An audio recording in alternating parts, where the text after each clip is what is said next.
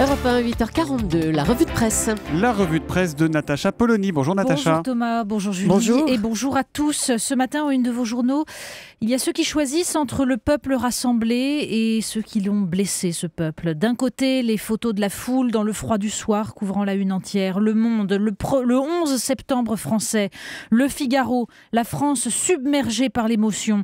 La Marseillaise, tous ensemble. L'Alsace, 66 millions de Charlie. D'un autre côté, ces deux visages, et ce mot partout le même en une de Libération, de la Charente libre, du Courrier Picard, la traque. Et puis Paris-Normandie qui nomme les choses, ennemi de la France. Alors la Provence a décidé de ne pas choisir. Une très belle une avec en haut les tueurs, en bas le peuple, et ces deux mots, la traque, la force. Et puis Marianne, un bandeau noir sur le titre et le dessin de son dessinateur disparu, Tinius, et ces mots, le combat continue.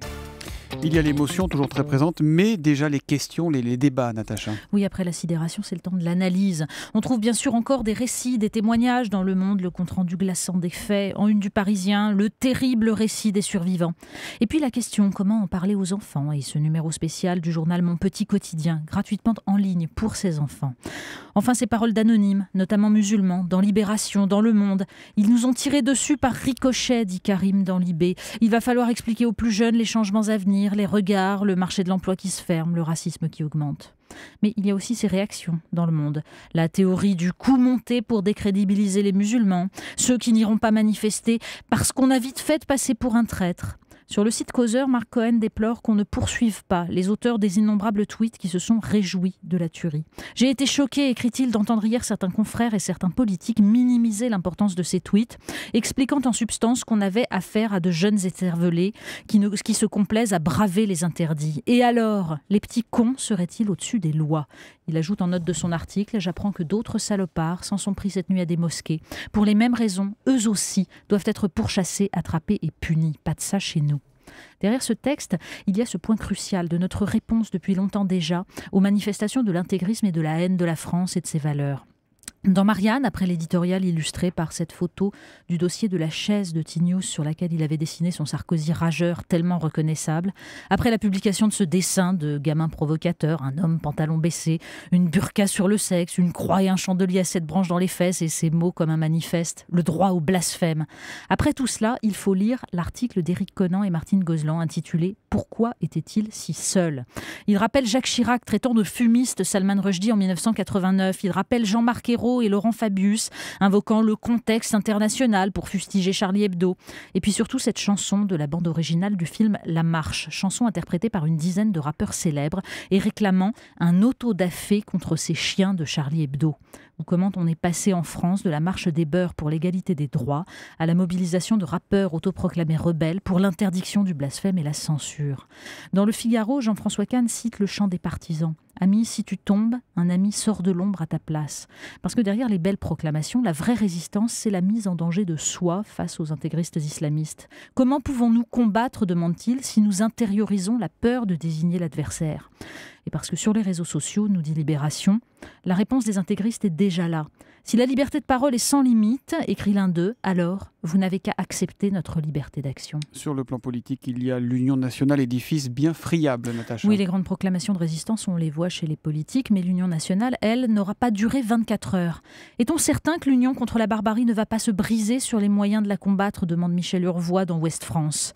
Eh bien, dans le Midi Libre, Yann Marek s'énerve. Nos représentants peuvent avoir honte d'avoir joué avec le feu en excluant le Front National du défilé républicain de dimanche.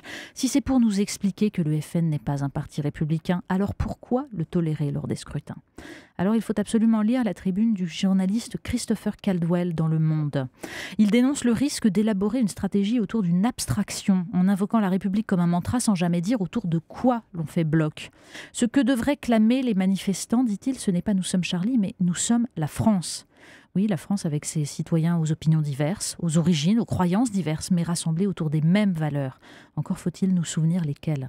Vous nous emmenez en Palestine à présent.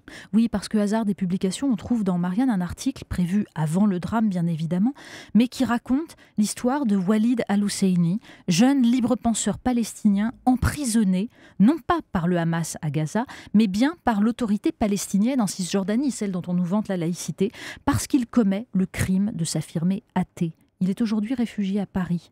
Mais Paris sera-t-il toujours un refuge ? On termine avec encore un titre que vous nous faites découvrir, Natacha. Mais oui, le Parisien nous raconte en fait comment les mots de ralliement « Je suis Charlie » ont été lancés par un journaliste du magazine féminin gratuit Styliste. Excellent petit magazine, souvent cité dans cette revue de presse, et qui nous offre qui nous offre cette semaine un article sur l'escroquerie des horoscopes dont se repaissent les magazines féminins. Vous dites ça ? L'horoscope fut lancé aux États-Unis, mais il faut lire cet article. L'horoscope a été inventé en 1937 aux États-Unis et lancé en France un an après.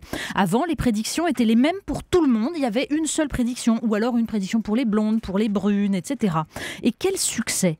Sauf que, par exemple, Alexandra Marty, astrologue du Parisien jusqu'en 2013, n'existait pas. Des PME sont spécialisées dans les logiciels de production automatique d'horoscopes, avec un modèle, celui du bonheur dans le couple et de la résignation individuelle, la résignation sociale.